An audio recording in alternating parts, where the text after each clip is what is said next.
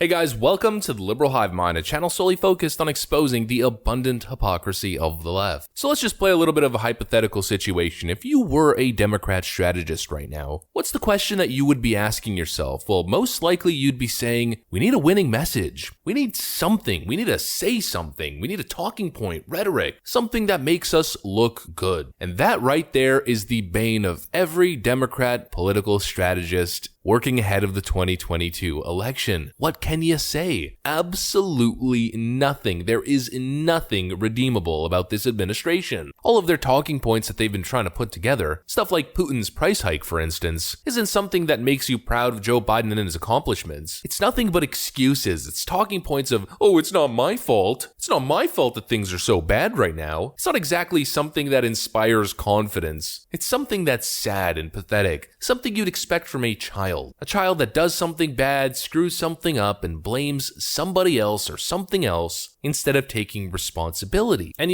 we have followed it all. We've followed all the talking points, the shifting in messaging, everything that the Democrats have tried, and none of it has worked. It's been a disaster. It's been disingenuous at best and totally dishonest propaganda and straight up lies at worst. But now one specific talking point is what continues to rise above all else every single time. If you spend any time in the Twitter sphere and you pay attention to all of these lefties in the comment section or in the discussion thread below a post, discussions under White House posts or polling posts, and I keep seeing the same thing pop up over and over again. These partisan Twitter Democrats keep ranting and raving about just how good the economy is. Hillary Clinton said you ought to be thankful for Joe Biden's accomplishments. Whoopi Goldberg from The View said you should be thankful for all of Joe Biden's accomplishments. Democrats keep telling us you should be thankful for this president and the jobs that he's created and the incredibly strong economy that he's overseeing. And the question is that political rhetoric working? Are those talking points really what the Democrats are going to run on ahead of 2022? Maybe mid-2022 before inflation started to run at incredible levels. Maybe. But now, I don't think so. And so that talking point is exactly what I want to tackle for this video, because finally the chickens are coming to roost. Finally, the boomerang is coming back to hit Joe Biden, Janet Yellen, Jen Psaki, Hillary Clinton, Whoopi Goldberg, and Nancy Pelosi right square in the nose as the real Joe Biden economy continues to reveal itself. Surprise, surprise to no one. Big spoiler alert. We're very, very likely to see a recession in the very near future. Let me show you guys exactly why. Let's talk about it. But of course, before we get into any of it, please make sure to leave a like, a comment, subscribe, share the video as much as possible. We are still shadow banned by the YouTube algorithm, hidden from non-subscribed viewers. With that out of the way, let's roll the tape. Alright folks, so it was just a matter of time. You can't just keep printing money. You can't just keep handing over money to all of these big banks to continuously lend and lend and lend and lend and lend, handing out mortgage after mortgage after mortgage in this hot market, endlessly printing money to try to make it seem as if the economy is going so well, to almost subsidize the economy. You can't keep doing that because it's just not natural. And you certainly cannot keep doing that, keeping interest rates at zero. And that's been one of the biggest factors that I've heard so many different people, so many experts talking about since the start. The moment interest rates start to really climb up is the moment this whole thing is going to start falling. And now we're finally starting to see it. Mortgage rates hit highest level in over a decade. The 30-year mortgage rate has reached 5%, rendering home ownership expensive for American families. According to government-backed mortgage company Freddie Mac, 30-year fixed mortgages rose 0.28% in a single week and nearly 2% since this time last year. As Americans contend with historically high inflation, the combination of rising mortgage rates, elevated home prices, and tight inventory are making the pursuit of home ownership the most expensive in a generation, the company's website explained. This is what you get with loose Democrat fiscal policy. This is what you get when you think that you could just endlessly print money to fake an economic recovery or to fake economic stability, to continuously kick the can down the road over and over again and expect things are going to just work out. This is Joe Biden's economy. Real wages plummet nearly 3% due to inflation. So as people are getting poorer, everything else is getting more expensive and people are getting paid less in respect to everything else. Now on top of that, interest rates are starting to kick in and starting to rise and are going to continuously rise as inflation continues to rise and more money continues to be printed, meaning gas gas, energy costs, food costs, and then literally everything else is going to increase in price as well. Like this, for instance, Amazon adds 5% fuel and inflation surcharge to sellers. Regular goods, services, Uber rides, bus rides, school's gonna get more expensive, property taxes, literally everything you can imagine is gonna get more expensive. And now on top of that, mortgage interest rates are gonna start hammering people as people over leverage themselves to buy homes that they cannot afford. And then eventually, as you get deeper into your mortgage payments, the bank's gonna have to reevaluate the interest rate. And even if you snagged a low interest rate a couple years ago, eventually you're gonna start paying a higher and higher rate. Right now it's at 5%. That's bad. Is that the tipping point? Probably not. But what happens if that 5% reaches 9 or 10? That's going to put families in a situation where they're not going to be able to afford their homes anymore. Once interest rates start to spike, it's going to be unaffordable. This is the Biden economy. And frankly, this is your economy on socialism. And I have the perfect example. Here's a clip that surfaced on my Twitter feed of Canadian politician Pierre Poilievre, by the way, the only Canadian member of parliament who stood up for the truckers' convoy a couple months ago, who's now running for leadership and going to be running against Justin Trudeau if he wins the nomination. We'll take a look at this video that he made right here. Want to see a $5 million house here in Vancouver?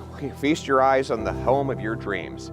Here it is, $4.8 million is the listing price for this baby. Why is it that Vancouver has the third most unaffordable housing market on planet Earth? Well, partly because the government in Ottawa has printed over $400 billion of new cash, much of which is funneled into the mortgage system and been borrowed out by wealthy investors who have borrowed it and bid up housing prices.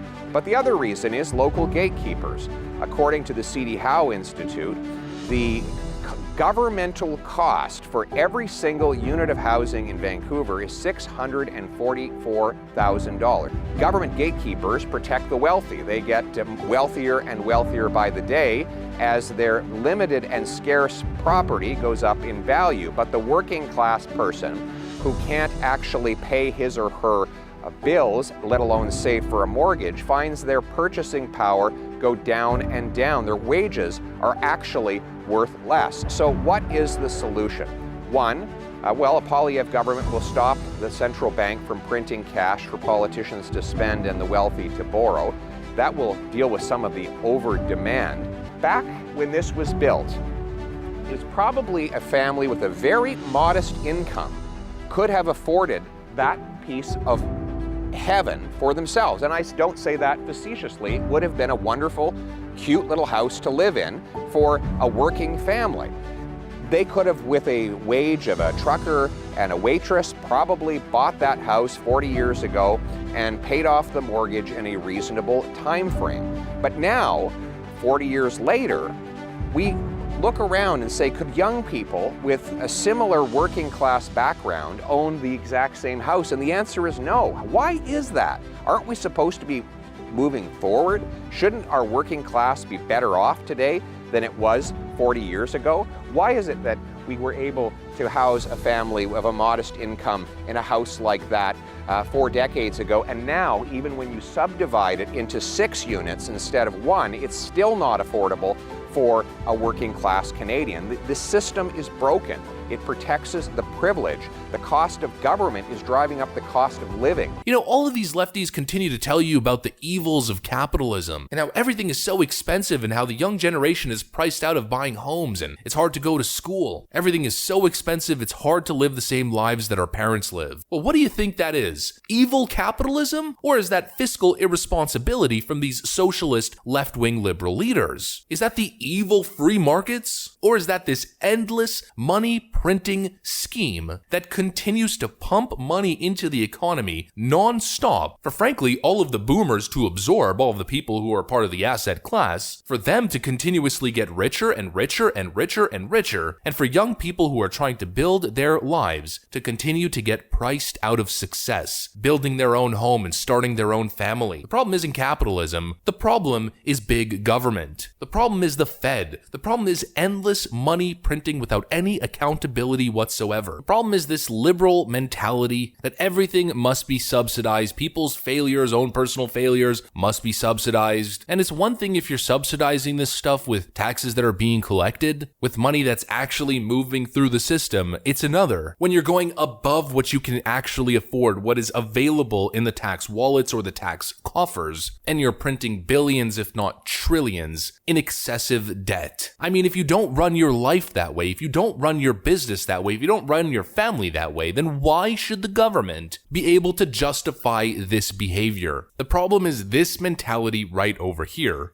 All I'm saying is I've never seen a valid argument explaining why we can't just print more money. Inflation, all that. We created the numbers. It's pieces of paper that are the exact same with no value. We created that. Also, who are we in debt to? The aliens?